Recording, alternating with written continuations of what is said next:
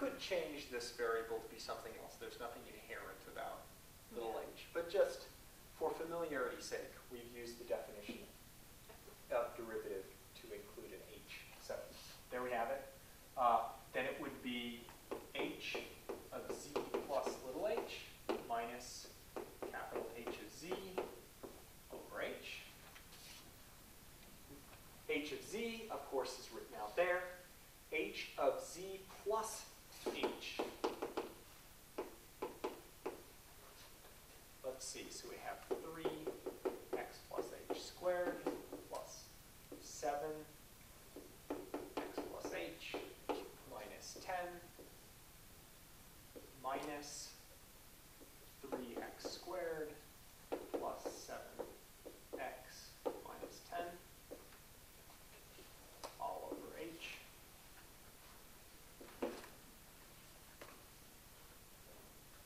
What do we do to start with? X. 3x squared, 3h squared. 3x squared, 3h squared, but then when you're squaring this, you have x times x, you have h times h, you have x times h, and you have h times x. So 6xh 6xh. Good. plus h squared. Plus the h. Oh, yeah. We're kind of weird. Typically we write that, I guess, in the middle, but it doesn't really matter because all the terms are commutative. Plus 7x plus 7h minus 10 minus 3x squared minus 7x plus 10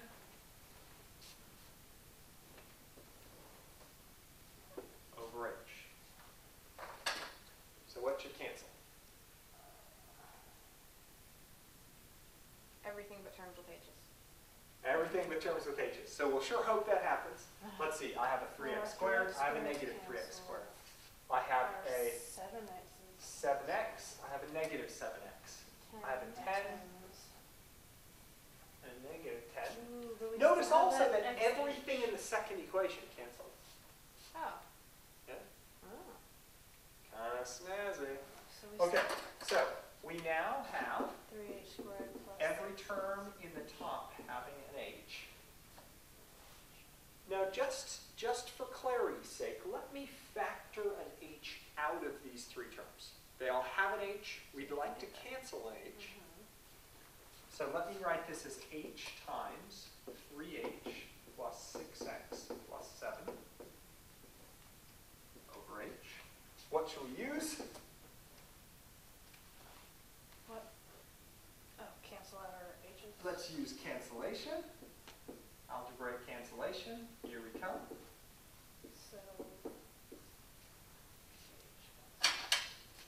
So those cancel.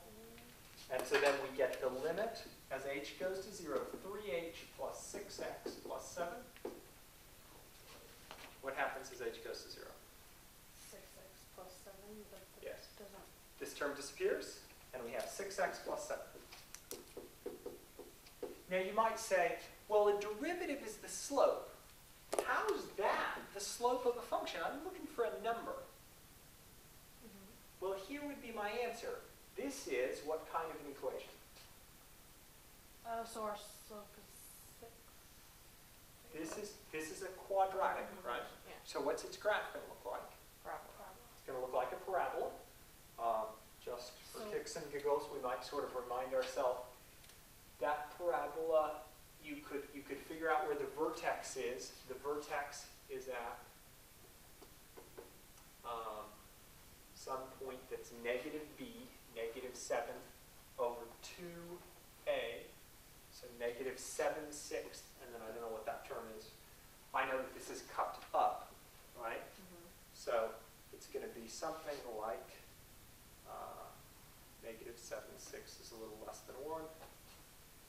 I know the intercept is at negative 10. So this is what my graph looks like. So why is the slope of that function dependent on x? Because it's not constant. Yeah, exactly, because the slope is different. So in particular, if there's any justice in the world in this picture, where should the slope be 0? To the vertex.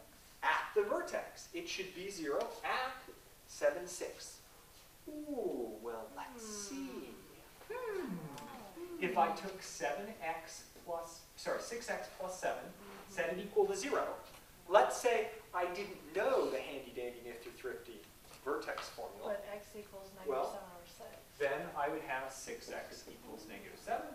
So at x equals -7, 6, you have this. Now this is way more powerful. This is a special formula I know for one function. I know this formula for quadratics. This is true for any function. If the derivative is 0, that means the slope is 0, right? So you can be looking for, you can ask yourself, hey, where are places that the slope looks like 0? And by solving that, you got that. This is also way more powerful because I don't just know places that the slope is 0. I could ask, hey, where's the slope 1? Right? Put in a 1, you're good to go. I could flip it around. I could say, you know, I'm concerned, what is the slope actually over here at 4? What's the slope of this function?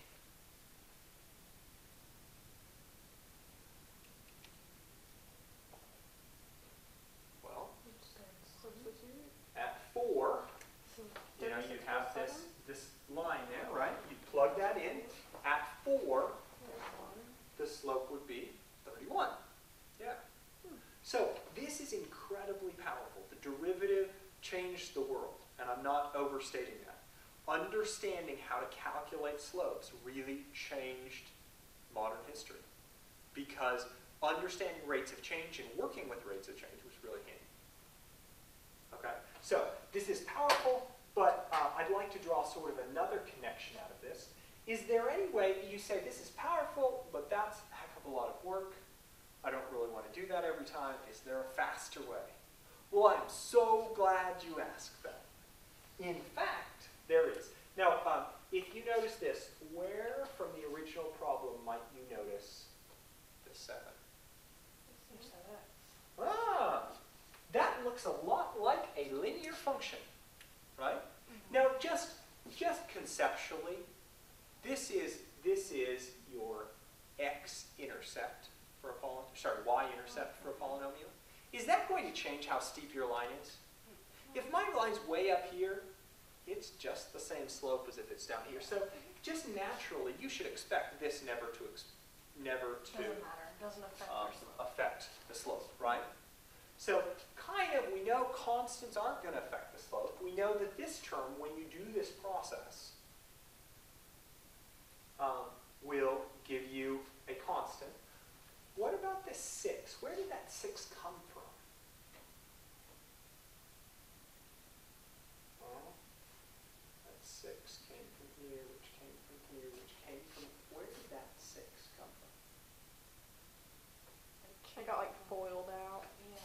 Came from the 3, and also the middle term here had a 2 in it, right? Because you foiled this, right? You got a 2. So where's that going to come from? It's going to come from that. What tells you here that you're going to be foiling? The fact that we square it. That it's squared. Notice that it's the product of those two. Okay? So there are a couple of things here that you can see rigorously. I could prove to you that derivative actually distributes over addition and subtraction. That's something that we could prove, and we could establish this property. That if you have two things and you take the derivative of their sum, that is equal to taking the derivative of the first thing plus the derivative of the second thing. And that's actually in print in your module, and you can look at that. But I'm trying to just give you here sort of a conceptual idea for what's going on. You can sort of see that happen.